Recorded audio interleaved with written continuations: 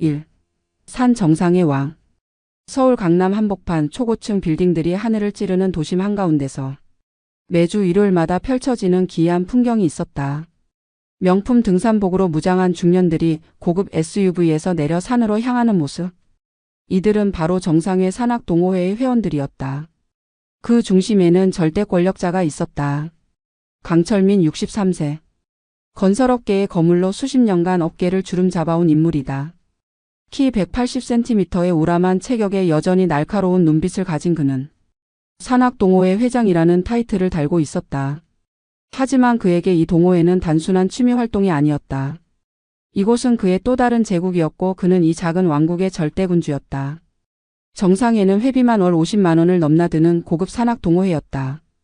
회원들은 대부분 의사, 변호사, 대기업 임원, 자영업자들로 구성되어 있었다. 이들에게 산행은 운동이 아닌 사교였고 네트워킹의 장이었다. 그리고 그 모든 것의 중심에는 강철민이 있었다. 강철민의 카리스마는 타고난 것이었다. 그가 등장하면 50여 명의 회원들이 일제히 고개를 숙여 인사했다. 회장님 안녕하십니다. 라고 외치는 소리가 산 전체에 울려 퍼졌다. 그는 이 순간을 즐겼다. 회사에서는 이미 후계자에게 자리를 물려주고 반쯤 은퇴한 상태였지만 이곳에서만은 여전히 왕이었다. 그런 강철민에게도 약점이 있었다. 바로 여자였다. 그것도 특별한 한 여자. 이미연 58세. 한때 모델 출신으로 지금도 여전히 아름다운 외모를 유지하고 있는 그녀는 5년 전 동호회에 가입했다. 남편과의 이혼 후 새로운 인생을 찾아 산을 오르기 시작했다는 것이 그녀의 공식적인 이야기였다. 이미연은 정말 특별했다. 다른 여성 회원들과는 차원이 달랐다. 세련된 매너, 우아한 말투, 그리고 무엇보다 강철민의 마음을 흔들어 놓는 묘한 매력이 있었다. 그녀가 등장하면 강철민의 얼굴에는 어김없이 미소가 떠올랐다. 평소 엄격하고 무서운 표정을 짓던 그가 완전히 다른 사람이 되었다. 강철민의 특별 대우는 노골적이었다. 산행 중 이미연이 힘들어하면 즉시 휴식 시간을 가졌다. 이미연이 목이 마르다고 하면 회장 전용 생수를 건네주었다. 심지어 이미연의 등산화 끈이 풀리면 직접 무릎을 꿇고 묶어주기까지 했다. 63세 건설업계 거물이 58세 여성 앞에서 무릎을 꿇는 모습은 충격적이었다. 다른 회원들의 시선은 날카로웠다. 회장님이 완전히 넋이 나갔네. 저러다가 큰 코 다치겠어. 이미연 씨가 뭔가 있긴 있나 바라는 속삭임이 끊이지 않았다. 하지만 아무도 감히 대놓고 이야기할 수는 없었다. 강철민의 권력은 산 밖에서도 유효했기 때문이다. 이미연은 이런 상황을 절묘하게 이용했다. 강철민의 호의를 받아들이면서도 선을 넘지는 않았다. 감사의 표현은 했지만 로맨틱한 감정은 내비치지 않았다. 이런 미묘한 거리감이 오히려 강철민을 더욱 미치게 만들었다. 그는 점점 더 깊은 늪에 빠져들고 있었다. 동호회 내에서 이미연의 위치도 특별해졌다. 다른 회원들은 그녀를 회장의 여자라고 은근히 불렀다. 물론 둘 사이에 공식적인 관계는 없었다. 하지만 모든 사람들이 그렇게 생각했고 이미연도 이런 인식을 적극적으로 활용했다. 회원들은 그녀에게도 특별한 대우를 했다. 강철민의 심기를 건드리고 싶지 않았기 때문이다. 2.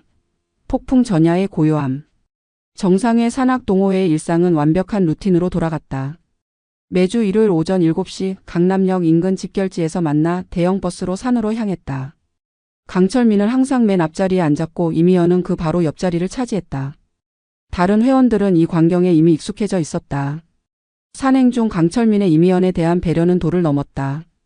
해발 1000m가 넘는 험한 산도 이미연이 힘들어하면 중간에서 하산했다. 오늘은 날씨가 좋지 않으니 안전을 위해 여기서 내려갑시다라고 말하며 50여 명의 회원들을 모두 돌려세웠다. 물론 진짜 이유는 이미연의 컨디션 때문이었다. 이미연도 이런 상황을 교묘하게 이용했다. 특히 힘든 구간에서는 일부러 더 지쳐 보이는 연기를 했다. 회장님, 제가 너무 민폐를 끼치는 것 같아 죄송해요라고 말하면서도 내심으로는 만족스러워했다. 그녀는 강철민의 마음을 완벽하게 꿰뚫고 있었다. 강철민의 집착은 점점 더 심해졌다. 이미연이 다른 남성 회원과 대화라도 나누면 즉시 그 자리에 끼어들었다. 이미연 씨 잠깐 중요한 이야기가 있는데요 라고 말하며 그녀를 다른 곳으로 데려갔다. 다른 회원들은 이런 모습을 보며 혀를 찼지만 아무도 뭐라고 하지는 못했다. 동호회 회원들 사이에서는 온갖 추측과 소문이 돌았다. 둘이 이미 사귀는 거 아니야? 회장님이 이미연 씨한테 완전히 빠졌어. 이미연 씨가 노리는 게 뭘까? 하지만 가장 많이 나오는 이야기는 저러다가 큰일 나겠다는 우려였다. 특히 기존 여성 회원들의 질투는 극에 달했다. 박순자 동호회 부회장 역할을 해온 55세 여성은 이미연을 노골적으로 견제했다. 이미연 씨는 정말 운동을 하러 오는 건가요? 매번 예쁘게만 차려입고 오시네요라는 식의 비꼬는 말을 일삼았다. 하지만 이미연은 이런 견제에도 우아하게 대응했다. 모든 분들이 저보다 훨씬 실력이 좋으시잖아요. 저는 아직 배우는 단계라서요라고 겸손하게 답하며 오히려 호감도를 높였다. 한편 강철민의 사업체 직원들도 이 상황을 주시하고 있었다. 회장이 매주 일요일마다 산에 올라가는 것은 알고 있었지만 최근 들어 그 이유가 운동이 아니라는 것을 직감했다. 특히 월요일마다 이상하게 기분이 좋은 회장의 모습을 보며 무언가 있다는 것을 눈치챘다. 이미연은 이런 모든 상황을 냉철하게 계산하고 있었다. 그녀에게 강철민은 매우 유용한 존재였다. 동호회 회비는 물론이고 각종 식사비, 심지어 등산용품까지 모두 강철민이 부담했다. 더 중요한 것은 그의 인맥이었다. 동호회 회원들 중에는 각계각층의 인사들이 있었고 이미연은 이들과의 네트워킹을 통해 자신의 사업 기회를 엿보고 있었다. 그녀는 실제로 고급 화장품 수입업을 하고 있었다. 이혼 후 시작한 사업이었지만 아직 궤도에 오르지 못한 상태였다. 하지만 정상회를 통해 만난 인맥들 덕분에 조금씩 판로를 넓혀가고 있었다. 특히 강철민이 자신을 다른 회원들에게 소개해 줄 때마다 사업 이야기를 자연스럽게 끼워 넣었다. 강철민은 이미연의 이런 의도를 전혀 눈치채지 못했다. 아니, 눈치채고 싶지 않았을 수도 있다. 그에게는 이미연과 함께 있는 시간 자체가 너무나 소중했다. 63세의 나이에 다시 찾아온 감정의 소용돌이 속에서 그는 이성을 잃어가고 있었다. 곧 이 평화로운 일상에 거대한 파란이 몰아칠 것이라는 사실도 모른 채 말이다. 3. 새로운 바람. 2024년 봄 정상회 산악동호회에 예상치 못한 변수가 나타났다. 바로 신입 회원 박준혁이었다. 45세의 박준혁은 한눈에 봐도 남달랐다. 키 185cm의 훤칠한 체격의 운동으로 다져진 몸매, 그리고 무엇보다 젊음이 그에게서 뿜어져 나왔다. 대기업 마케팅 임원 출신으로 최근 컨설팅 회사를 차린 그는 새로운 인맥 확장을 위해 동호회에 가입했다고 했다. 박준혁의 등장은 정상회에 즉각적인 변화를 가져왔다. 우선 그의 등산 실력이 뛰어났다. 20년 넘게 산을 다녔다는 기존 회원들도 그의 페이스를 따라가기 힘들 정도였다. 더욱이 그는 최신 등산 장비와 기술에 정통했다. GPS 고독의 웨어러블 기기를 활용한 스마트한 등산법은 중년 회원들에게 신선한 충격이었다. 여성 회원들의 반응은 폭발적이었다. 그동안 60대 초반의 강철민이 동호회 내 유일한 남성 리더였다면 이제 40대 중반의 매력적인 남성이 나타난 것이다. 박준혁은 예의 바르면서도 유머러스했다. 힘든 산행 중에도 분위기를 밝게 만드는 재능이 있었고 무엇보다 신사적이었다. 여성 회원들이 힘들어하면 자연스럽게 도와주되 부담스럽지 않게 적당한 선을 지켰다. 강철민은 처음에는 박준혁을 환영했다. 젊고 유능한 회원이 가입하는 것은 동호회 전체의 위상을 높이는 일이라고 생각했다. 하지만 곧 심상치 않은 변화를 감지했다. 회원들의 관심이 박준혁에게 쏠리기 시작한 것이다. 특히 여성 회원들은 박준혁 주변에 몰려들었다. 등산 기술에 대해 묻는다는 핑계로 그와 대화를 나누려 했고 휴식 시간마다 그 곁을 맴돌았다. 더 큰 문제는 이미연의 반응이었다. 그녀도 다른 여성들처럼 박준혁에게 관심을 보이기 시작했다. 처음에는 미묘했다. 박준혁이 설명하는 등산 기술을 유독 열심히 들었고 그가 농담을 하면 다른 사람들보다 크게 웃었다.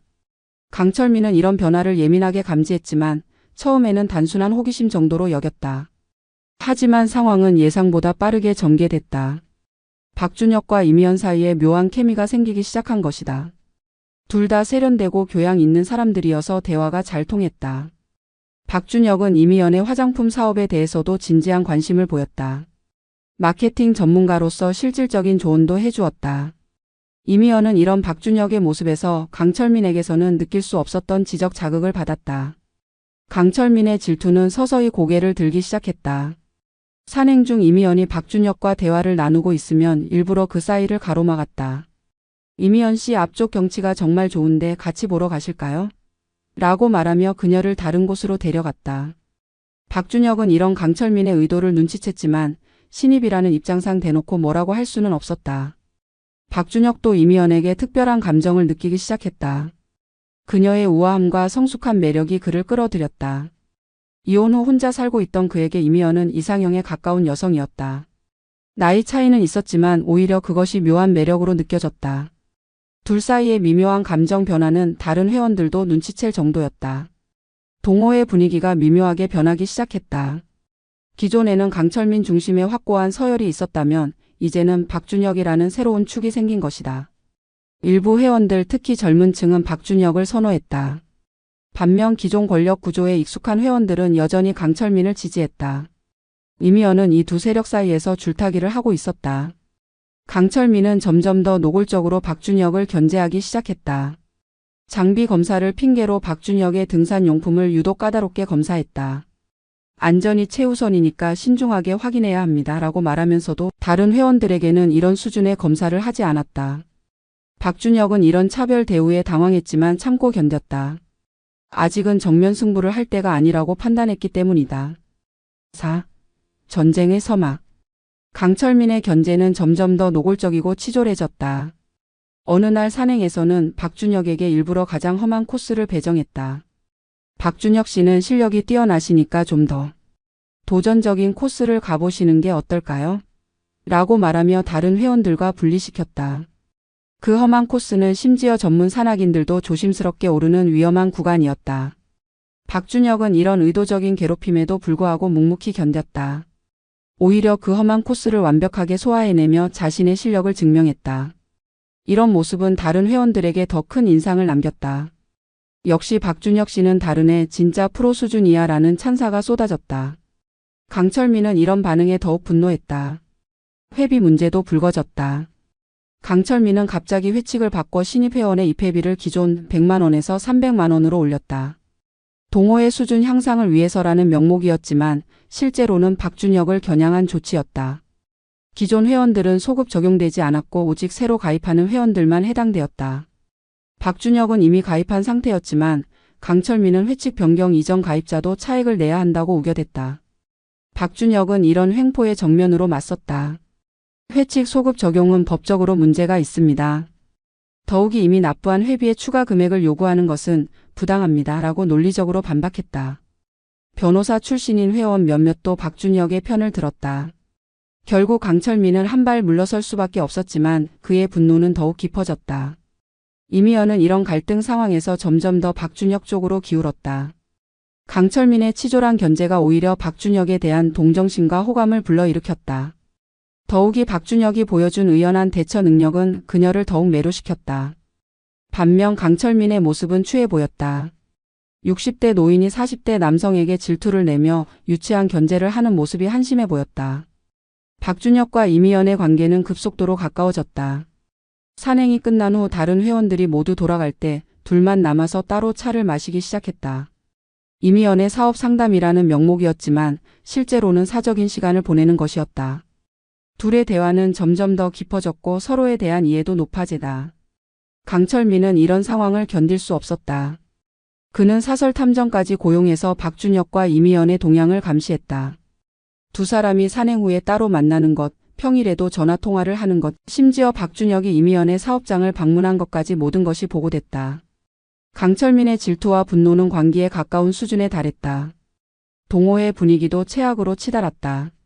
회원들은 명백히 두 파벌로 갈라졌다. 강철민을 지지하는 기존 세력과 박준혁을 지지하는 신진 세력.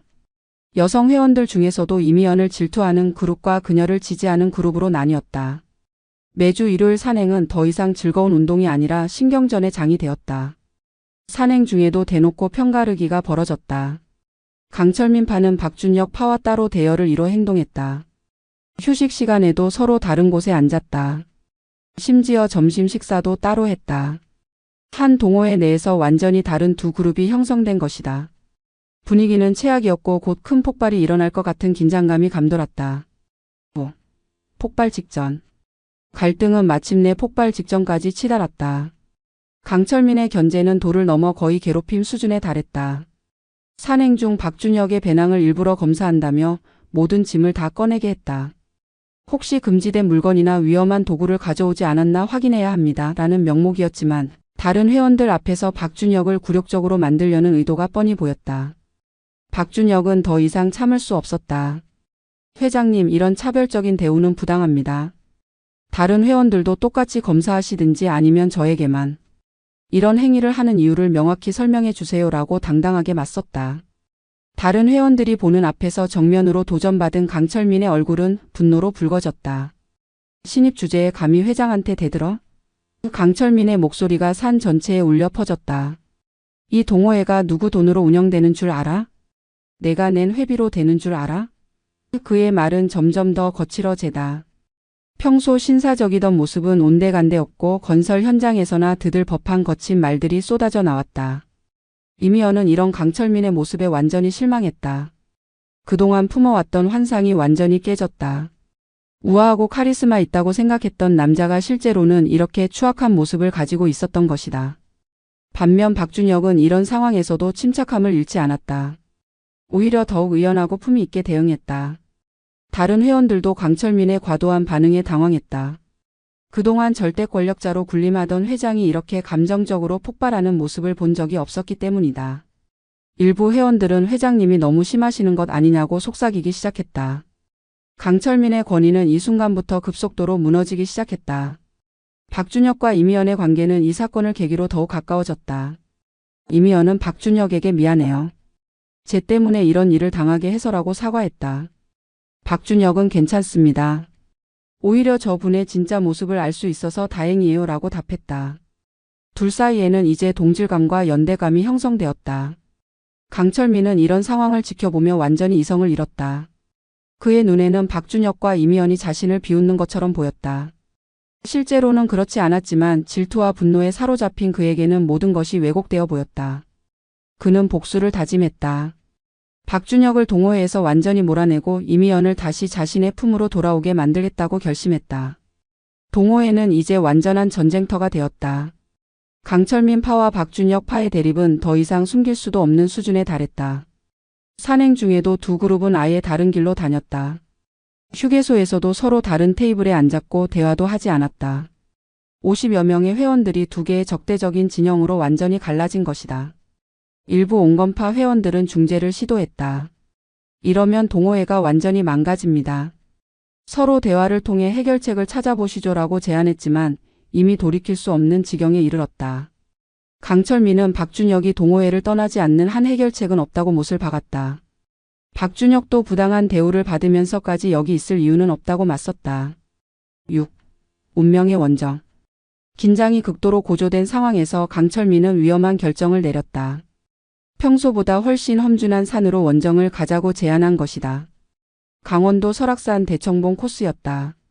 해발 1708m의 험준한 산으로 전문 등반가들도 조심스럽게 오르는 곳이었다. 더욱이 늦가을 날씨라 기온이 영하로 떨어지고 바위면이 얼어붙어 매우 위험한 상태였다. 대부분의 회원들은 이 제안에 반대했다. 너무 위험합니다. 겨울철 설악산은 전문가도 조심하는 곳인데요. 혹시 사고라도 나면 어떻게 하시려고요? 라는 우려의 목소리가 쏟아졌다. 하지만 강철민은 고집을 꺾지 않았다. 우리가 20년 넘게 산을 탄 사람들인데 이 정도도 못 올라가면 체면이 서나? 라고 밀어붙였다. 박준혁은 이 원정이 자신을 겨냥한 것임을 직감했다. 강철민이 자신을 공경에 빠뜨리려는 의도라는 것을 알았다. 하지만 여기서 포기하면 비겁한 사람으로 낙인 찍힐 것 같았다. 더욱이 이미연을 포함한 다른 회원들 앞에서 체면을 잃고 싶지 않았다. 결국 그도 원정에 참가하기로 했다. 이미연도 참가를 결정했다. 사실 그녀는 그런 험한 산에 오를 실력이 없었다. 하지만 두 남자 사이의 긴장감 속에서 자신이 빠질 수는 없다고 생각했다. 더욱이 박준혁이 혹시 위험에 처할까봐 걱정됐다. 강철민이 무슨 짓을 할지 모른다는 불안감도 있었다. 원정 당일 날씨는 최악이었다. 영하 10도의 혹독한 추위에 바람까지 강하게 불었다. 일기예보에서는 눈까지 올 가능성이 있다고 했다.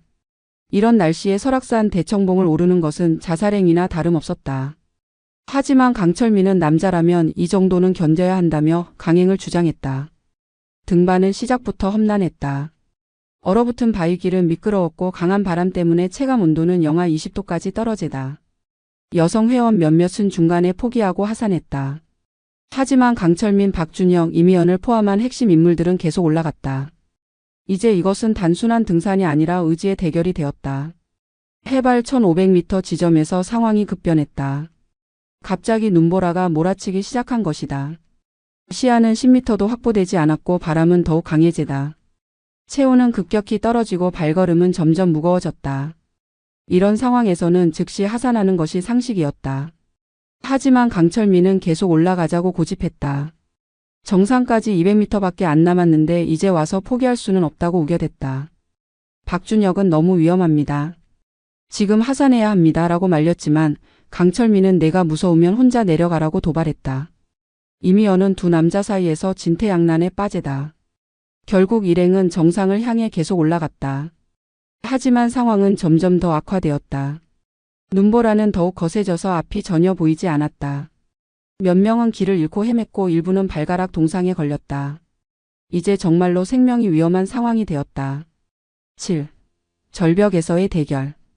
해발 1680m 정상까지 불과 30m를 남겨둔 지점에서 최악의 상황이 벌어지다. 눈보라 속에서 길을 잃은 일행은 가파른 절벽 옆에 좁은 능선에 고립되었다. 한쪽은 1000m 아래로 떨어지는 낭떠러지, 다른 한쪽은 얼어붙은 바위벽이었다. 폭 2m도 안 되는 좁은 길에서 더 이상 진전할 수도 후퇴할 수도 없는 상황이 되었다. 이미연은 극도의 공포에 떨고 있었다. 추위와 고도 때문에 몸은 후들거렸고 발걸음은 휘청거렸다. 한 발만 잘못 디뎌도 절벽 아래로 추락할 수 있는 위험천만한 상황이었다. 그녀는 더 이상 못 가겠어요. 무서워요라고 울먹이며 말했다. 박준혁은 즉시 이미연을 보호하려 했다. 괜찮습니다. 제가 먼저 길을 확인해 보겠습니다. 라고 말하며 앞장서려 했다. 하지만 강철민이 이를 가로막았다. 내가 회장이니까 내가 앞장선다고 고집했다. 하지만 그의 진짜 의도는 따로 있었다. 이 위험한 상황을 이용해서 박준혁을 제거할 생각이었다. 강철민은 교묘한 계략을 세웠다. 가장 위험한 구간에서 박준혁을 앞세우고 실수로 밀어서 절벽 아래로 떨어뜨릴 생각이었다. 눈보라가 치는 상황에서 사고사로 처리하면 누구도 의심하지 않을 것이라고 계산했다. 63세 노인의 머릿속에는 이미 완벽한 범죄 계획이 들어 있었다. 박준혁 씨, 젊으니까 앞에서 길을 찾아주세요. 강철민의 요청은 겉보기에는 합리적이었다. 하지만 박준혁은 뭔가 이상함을 감지했다. 강철민의 눈빛이 평소와 달랐다. 거기에는 사리가 서려 있었다. 하지만 이런 상황에서 거절할 수도 없었다. 다른 회원들의 안전이 걸려 있었기 때문이다. 박준혁이 조심스럽게 앞으로 나아가는 순간 강철민이 행동에 나섰다. 그는 일부러 발을 헛디딘 척하며 박준혁을 향해 몸을 기울였다. 박준혁이 균형을 잃고 절벽 쪽으로 넘어지도록 밀어내려는 것이었다. 하지만 박준혁의 반응은 예상보다 빨랐다. 위험을 직감한 그는 순간적으로 몸을 돌려 강철민의 공격을 피했다. 뭐 하는 거예요? 박준혁의 날카로운 외침이 바람 소리를 뚫고 울려 퍼졌다. 강철민은 당황했다. 계획이 실패한 것이다. 하지만 이미 시작한 일을 중단할 수는 없었다. 그는 더욱 노골적으로 박준혁을 공격했다. 내가 이미연을 꼬셔서 내 인생을 망쳤어. 라고 소리치며 박준혁에게 달려들었다. 두 남자는 해발 1680m 절벽 위에서 생사를 건 몸싸움을 시작했다. 눈보라가 치는 가운데 폭 2m의 좁은 능선에서 벌어진 격투였다. 한쪽으로 조금만 밀려나도 1000m 아래로 추락하는 상황이었다. 이미연은 공포에 질려 그만해요. 둘 다 죽어요. 라고 절규했지만 두 남자는 들리지 않는 듯 했다. 강철민은 나이에도 불구하고 건장한 체격을 바탕으로 박준혁을 압박했다. 하지만 박준혁은 젊음과 민첩성으로 맞섰다. 둘의 몸싸움은 점점 더 치열해지다. 얼어붙은 바위 위에서 발걸음은 미끄러웠고 강한 바람 때문에 균형을 잡기도 어려웠다. 결정적인 순간이 왔다. 강철민이 박준혁의 목을 조르며 절벽 쪽으로 밀어내려는 순간 박준혁이 반격을 시도했다. 하지만 그 순간 발밑에 얼어붙은 바위가 무너지다. 박준혁은 균형을 잃고 절벽 쪽으로 넘어지기 시작했다. 강철민도 함께 넘어질 뻔했지만 간신히 바위를 붙잡고 버텼다. 박준혁의 절규가 절벽 아래로 사라져갔다. 45세의 젊은 남자가 1000m 아래 계곡으로 추락한 것이다. 이미연은 이 광경을 목격하고 기절할 뻔했다.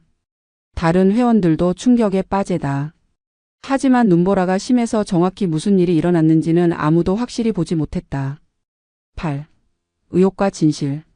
박준혁의 추락 소식은 즉시 산악구조대에 신고됐다. 하지만 눈보라와 추위 때문에 구조 작업은 쉽지 않았다. 이틀 만에 시신을 발견했을 때 박준혁은 이미 숨져 있었다. 1000m 높이에서 떨어진 충격으로 즉사한 것으로 추정됐다. 45세의 젊은 생명이 차가운 계곡 바닥에서 발견된 것이다. 경찰 수사가 시작됐다. 표면적으로는 산악사고로 보였지만 여러 가지 의혹스러운 점들이 있었다. 우선 그런 위험한 날씨에 왜 굳이 등반을 강행했느냐는 것이다. 기상청에서는 등반금지 권고까지 내린 상황이었다. 더욱이 박준혁 같은 베테랑 등반가가 그런 실수를 할 리가 없다는 것이 전문가들의 의견이었다. 가장 큰 의혹은 강철민에게 쏠렸다. 동호회 내에서 두 사람의 갈등이 심각했다는 것은 모든 회원들이 아는 사실이었다. 더욱이 사고 직전까지 두 사람이 몸싸움을 벌였다는 목격자들의 증언도 있었다. 경찰은 강철민을 중요 참고인으로 수차례 조사했다. 하지만 확실한 증거는 없었다. 사고 현장에서는 눈보라가 심하게 치고 있었고 정확한 목격자도 없었다. 이미연을 포함한 다른 회원들은 두 분이 다투고 있는 것 같기는 했지만 정확히 뭔 일이 일어났는지는 모르겠다고 증언했다. 강철민은 안타까운 사고였다. 내가 구하려고 했지만 이미 늦었다고 주장했다. 법의학 검사에서도 타살의 증거는 발견되지 않았다. 추락으로 인한 외상만 있을 뿐 다른 외부 충격의 흔적은 없었다. 손톱 밑에서 상대방의 살점이나 혈액도 발견되지 않았다. 결국 경찰은 안타까운 산악사고로 수사를 종료했다. 강철민은 법적으로는 무혐의 처분을 받았다. 하지만 동호회 회원들의 시선은 달랐다. 대부분이 강철민을 의심하고 있었다. 특히 박준혁과 가까웠던 회원들은 분명히 강철민이 밀어뜨렸을 것이라고 확신했다. 하지만 증거가 없으니 아무것도 할 수 없었다. 이런 의혹과 추측들이 동호회 전체를 병들게 만들었다. 이미연은 가장 큰 충격을 받았다. 자신 때문에 한 남자가 죽었다는 죄책감에 시달렸다. 더욱이 박준혁이 죽기 직전 자신을 보호하려고 했다는 사실이 그녀를 더욱 괴롭혔다. 그녀는 박준혁의 죽음 이후 심각한 우울증에 빠지다. 제대로 먹지도 못하고 잠도 못 이루는 날들이 계속됐다. 강철민은 겉으로는 평정을 유지했지만 내심으로는 극도의 스트레스에 시달렸다. 원하던 대로 박준혁은 제거했지만 그 대가는 예상보다 컸다. 동호회 회원들의 의심스러운 시선, 경찰 조사의 부담, 그리고 무엇보다 이미연의 변화가 그를 괴롭혔다. 이미연은 박준혁의 죽음 이후 강철민을 완전히 외면했다. 그와 대화하지도 않고 시선도 마주치지 않았다. 산행 중에도 최대한 멀리 떨어져 있으려 했다. 강철민이 말을 걸어도 냉랭하게 무시했다. 이런 이미연의 태도는 강철민에게 더 큰 상처를 주었다. 박준혁을 잃은 슬픔보다 더 큰 것은 이미연마저 잃을 수도 있다는 공포였다. 강철민은 박준혁을 제거했지만 정작 원하던 이미연의 사랑은 더욱 멀어져 갔다. 그는 자신이 저지른 일의 무의미함을 깨닫기 시작했다. 하지만 이미 돌이킬 수 없었다. 9. 동호회의 종말. 박준혁의 죽음은 정상회 산악동호회의 완전한 붕괴를 가져왔다. 회원들은 더 이상 함께 산에 오르는 것을 원하지 않았다. 매주 일요일마다 만나던 사람들이지만 이제는 서로를 바라보는 것조차 불편해했다. 특히 강철민에 대한 의혹과 불신은 걷잡을 수 없이 커졌다. 몇몇 회원들은 공개적으로 강철민을 비난했다. 박준혁 씨가 죽은 건 분명히 회장님 때문이에요. 그런 위험한 날씨에 왜 굳이 산에 올라갔어요? 이제 더 이상 회장님과 함께 산에 못 가겠어요 라는 말들이 쏟아지다. 강철민의 절대 권력은 하루아침에 무너져 내렸다. 이미연은 동호회 활동을 완전히 중단했다. 박준혁의 장례식에 참석한 후로는 산악동호회와 관련된 모든 것을 피했다. 강철민이 찾아와도 만나주지 않았고 전화도 받지 않았다. 그녀에게 산은 이제 고통스러운 기억의 장소가 되어버렸다. 강철민도 더 이상 예전 같은 열정으로 산에 오르지 못했다. 회원들의 차가운 시선과 의심의 눈길을 견디기 어려웠다. 더욱이 이미연 없는 산행은 그에게 아무런 의미가 없었다. 결국 그도 동호회 활동을 중단했다. 다른 회원들도 하나둘 동호회를 떠나기 시작했다. 20년 넘게 함께 산을 탔던 사람들이었지만 박준혁의 죽음이라는 충격적인 사건은 모든 것을 바꿔놓았다. 한때 50여 명의 대규모 동호회였지만 몇 개월 만에 10명도 채 남지 않았다. 결국 정상회 산악동호회는 공식적으로 해체되었다. 25년간 지속되었던 동호회의 역사가 한 남자의 죽음과 함께 끝난 것이다. 강철민은 해체 공고를 내며 안타까운 사고로 소중한 회원을 잃은 상황에서 더 이상 동호회를 유지할 수 없다고 발표했다. 하지만 진짜 이유는 따로 있었다. 더 이상 견딜 수 없는 의혹과 비난 때문이었다. 해체 후에도 일부 회원들은 새로운 모임을 만들어 산행을 계속했다. 하지만 강철민과 이미연은 그 어떤 모임에도 참여하지 않았다. 두 사람 모두 산악계에서 완전히 자취를 감췄다. 박준혁의 죽음은 단순히 한 사람의 생명을 앗아간 것이 아니라 수십 명의 인생을 바꿔놓은 것이었다. 강철민은 집에서 혼자 지내는 시간이 많아졌다. 회사 일도 거의 하지 않고 사람들과의 만남도 피했다. 박준혁을 죽인 것에 대한 죄책감과 이미연을 잃은 상실감이 그를 괴롭혔다. 그는 점점 더 고립되어 갔다. 이미연 역시 심각한 우울증에 시달렸다. 박준혁의 죽음에 대한 책임감과 강철민에 대한 두려움이 그녀를 짓눌렀다. 화장품 사업도 제대로 하지 못했고 사람들과의 만남도 피했다. 그녀에게 남은 것은 후회와 고독뿐이었다. 하지만 시간이 지나면서 놀라운 변화가 일어났다. 이미연이 다시 사람들 앞에 나타나기 시작한 것이다. 그것도 완전히 새로운 모습으로 말이다. 사람들은 그녀가 어떻게 변했는지 그리고 그동안 무엇을 했는지 궁금해했다. 진실은 더욱 충격적이었다. 10. 충격적 반전의 진실. 박준혁의 일주기가 지난 어느 가을날 서울 강남의 한 고급 카페에서 놀라운 광경이 목격됐다. 이미연이 한 중년 남성과 다정하게 차를 마시고 있는 것이었다. 그 남성은 최근 새롭게 결성된 알파인 클럽의 회장 정우진이었다. 50대 후반에 성공한 기업가로 정상에 못지않은 고급 산악 동호회를 이끌고 있었다. 더욱 놀라운 것은 이미연의 모습이었다. 1년 전 박준혁의 죽음으로 심각한 우울증에 빠졌다던 그녀는 온데간데없고 대신 생기 넘치고 아름다운 여성이 앉아 있었다. 마치 시간이 거꾸로 간 듯 더욱 젊어 보였다. 그녀는 정우진에게 매력적인 미소를 보내며 친밀한 대화를 나누고 있었다. 이 광경을 목격한 것은 우연히 그 카페를 지나던 정상회 전 회원 김상우였다. 그는 깜짝 놀라서 한참 동안 그들을 지켜봤다. 이미연은 정우진의 손을 잡고 웃고 있었고 정우진은 그녀를 바라보는 눈빛이 완전히 사로잡힌 남자의 그것이었다. 김상호는 즉시 다른 전 회원들에게 이 소식을 전했다. 며칠 후 더 자세한 정보가 밝혀졌다. 이미연은 박준혁이 죽은 지 6개월 만에 알파인 클럽에 가입했다는 것이다. 그리고 불과 3개월 만에 정우진의 특별한 관심을 받게 되었다. 정상회에서와 똑같은 패턴이었다. 회장의 특별 대우, 다른 회원들의 질투, 그리고 회장의 여자라는 소문까지 모든 것이 대잡이었다. 가장 충격적인 사실은 정우진이 이미연에게 투자한 금액이었다. 그녀의 화장품 사업에 5억 원을 투자했고 강남에 사무실도 마련해줬다. 심지어 그녀 명의로 고급 외제차까지 사줬다는 소문이 돌았다. 정우진은 완전히 이미연의 매력에 빠져 있었고 그녀를 위해서라면 무엇이든 할 준비가 되어 있었다. 이런 소식을 들은 강철민은 경악했다. 그동안 자신이 이미연을 진짜 사랑하는 순진한 여자라고 믿고 있었는데 실제로는 완전히 다른 사람이었던 것이다. 박준혁의 죽음으로 충격받아 우울증에 걸렸다고 생각했던 그녀가 실제로는 냉철하게 다음 목표를 물색하고 있었던 것이다. 더욱 충격적인 진실이 드러났다. 정상회 전 회원이었던 이정수가 우연히 이미연의 과거를 파헤치게 된 것이다. 그는 사설 탐정을 고용해서 이미연의 행적을 조사했다. 그 결과는 모든 사람을 경악시켰다. 이미연의 본명은 김미영이었다. 그녀는 지난 20년간 무려 7개의 산악 동호회를 전전했다. 그때마다 똑같은 패턴을 반복했다. 우아하고 매력적인 여성으로 가입해서 회장이나 유력 회원의 관심을 끌었다. 그들로부터 금전적 지원을 받고 인맥을 구축한 후 적당한 시기에 다른 동호회로 옮겨갔다. 더욱 소름 끼치는 사실은 그녀와 관련된 남성들 중 3명이 의문의 죽음을 당했다는 것이다. 모두 산악사고로 처리됐지만 공통점이 있었다.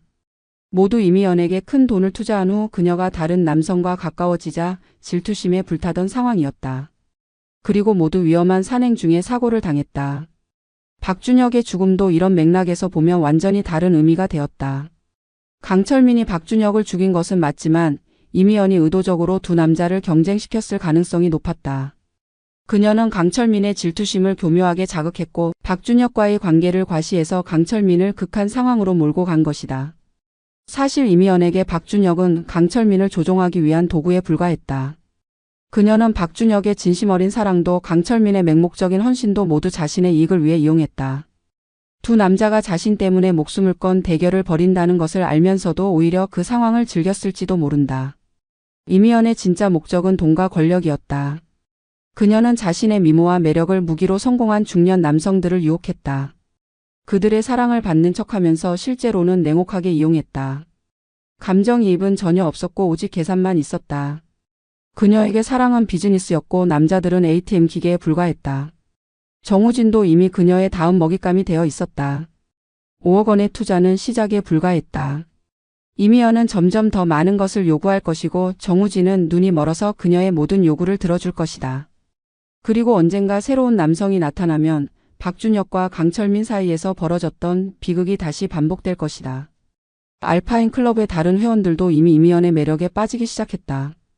특히 젊고 잘생긴 신입 회원 한동훈에게 관심을 보이고 있다는 소문이 돌았다. 정우진은 아직 이 사실을 모르고 있었지만 곧 상황을 알게 될 것이다. 그러면 또 다른 비극이 시작될지도 모른다. 이미연은 완벽한 연기자였다. 순수하고 상처받은 여성을 연기하는 것도 열정적이고 매력적인 연인을 연기하는 것도 자유자재였다. 그녀는 상대방이 원하는 모습을 정확히 파악해서 그에 맞는 캐릭터를 연출했다. 강철민에게는 보호받고 싶은 여린 여성으로, 박준혁에게는 지적이고 독립적인 여성으로, 정우진에게는 열정적이고 사업가적 마인드를 가진 여성으로 다가갔다. 하지만 이미연에게도 약점이 있었다. 나이였다. 58세의 그녀는 아무리 관리를 잘해도 젊은 여성들과 경쟁하기는 어려웠다. 더욱이 그녀의 과거가 알려지면서 점점 더 많은 사람들이 경계심을 갖기 시작했다. 이미연도 이런 상황을 감지하고 있었고 더욱 교묘하고 치밀하게 행동하기 시작했다. 10일. 복수의 그림자. 강철민은 이미연의 진실을 알게 된 후 완전히 다른 사람이 되었다. 그동안 자신이 얼마나 바보였는지 깨달았을 때의 충격은 말로 표현할 수 없었다. 박준혁을 죽인 것도 동호회가 해체된 것도 자신이 사람들로부터 손가락질 받는 것도 모두 이미연 때문이었다.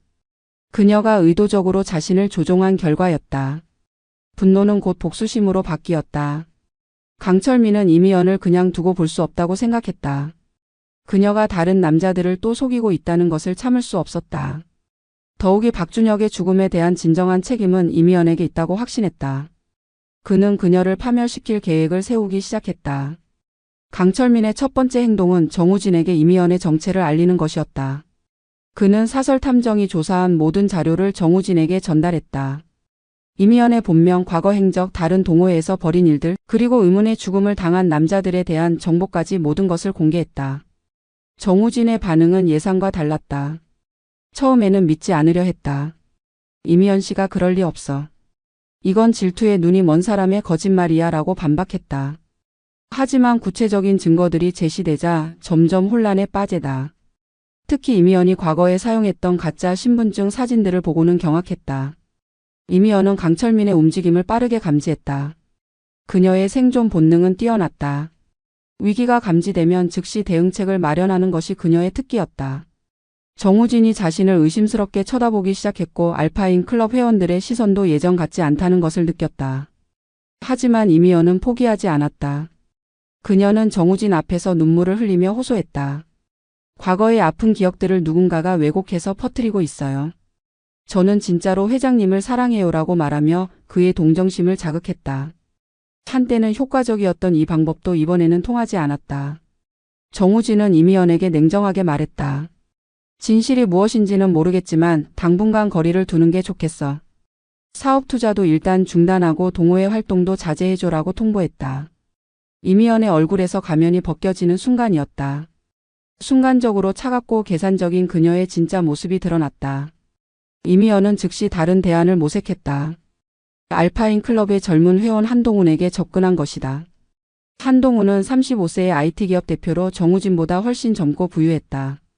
이미연은 그에게 나이 많은 회장님이 저를 질투해서 이런 소문을 퍼뜨리고 있다고 거짓말했다. 한동훈은 이미연의 말을 믿었다. 20살 이상 연상의 여성이었지만 그녀의 성숙한 매력에 빠져 있었다. 더욱이 자신을 선택한 이미연이 고맙기까지 했다. 그는 이미연을 보호하겠다고 다짐했고 정우진과 대립각을 세우기 시작했다. 알파인 클럽도 정상회와 똑같은 길을 걷기 시작했다. 정우진 파와 한동훈 파로 나뉘어 대립했다. 회원들은 어느 편을 들어야 할지 몰라 혼란에 빠지다. 산행 분위기는 최악이 되었고 과거의 비극이 다시 반복될 징조가 보였다. 강철민은 이런 상황을 지켜보며 만족스러워했다. 자신이 의도한 대로 이미연의 새로운 보금자리가 흔들리고 있었다. 하지만 이것만으로는 부족했다. 그는 더 직접적이고 치명적인 복수를 계획하고 있었다.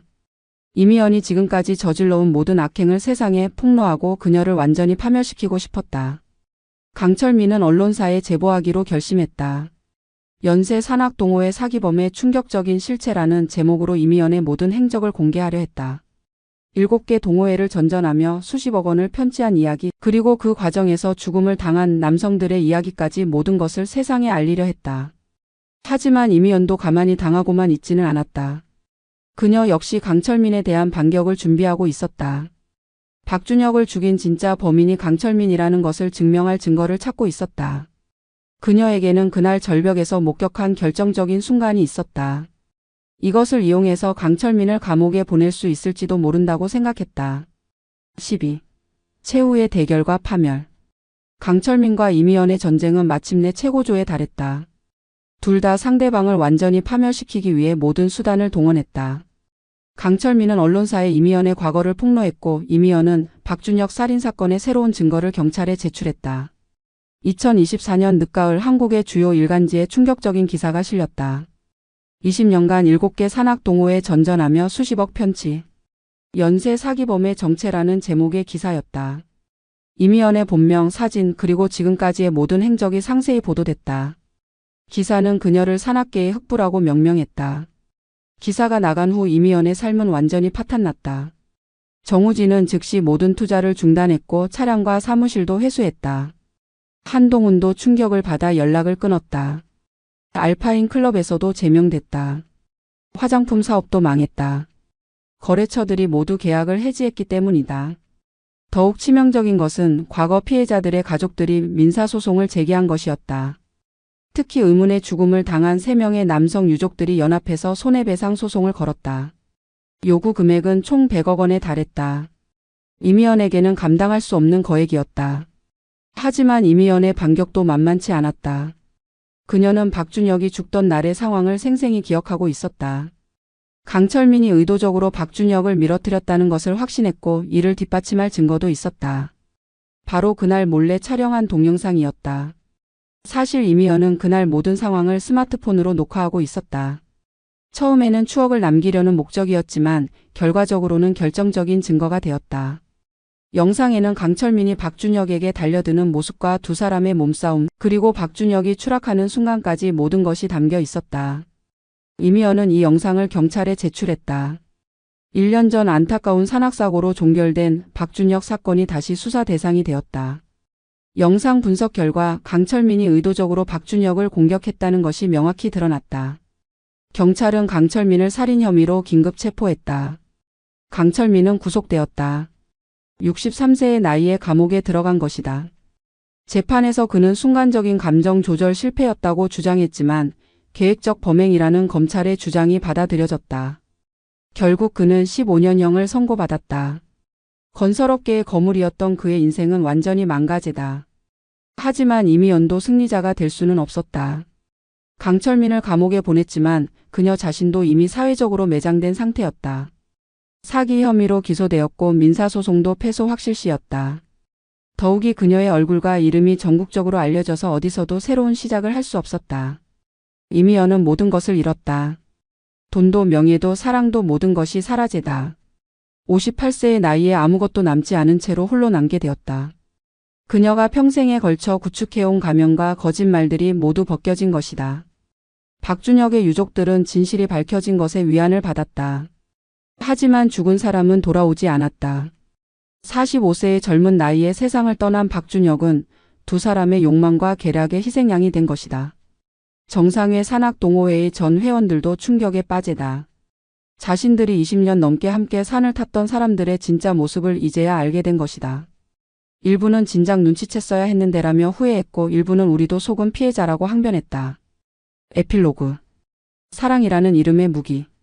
2025년 봄 서울의 한 작은 카페에서 놀라운 광경이 포착됐다.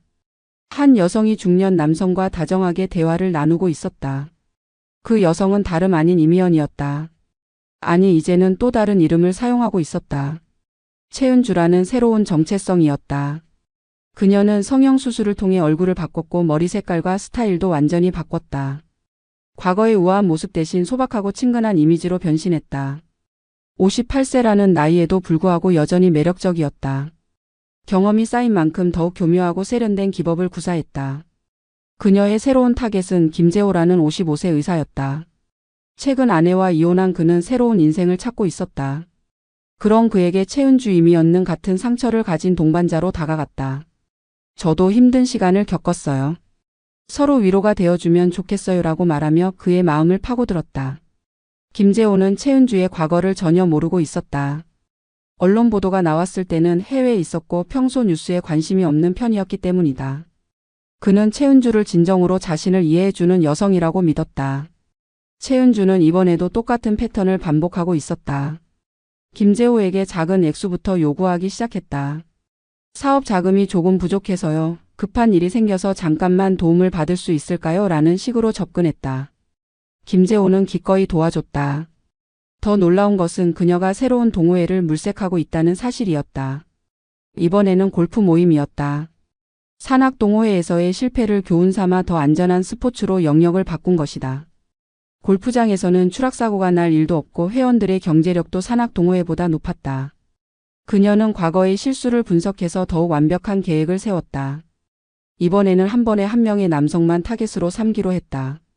여러 남성을 동시에 상대하다가 생긴 갈등이 모든 것을 망쳤다는 교훈을 얻었기 때문이다.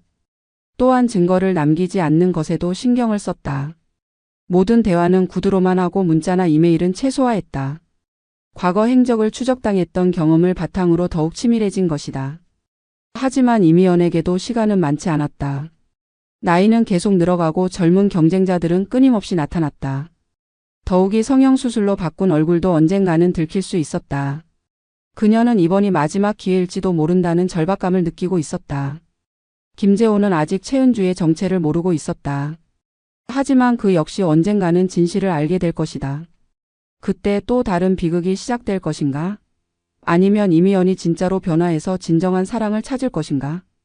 카페 창가에 앉은 이미연의 얼굴에는 여전히 완벽한 미소가 떠올라 있었다.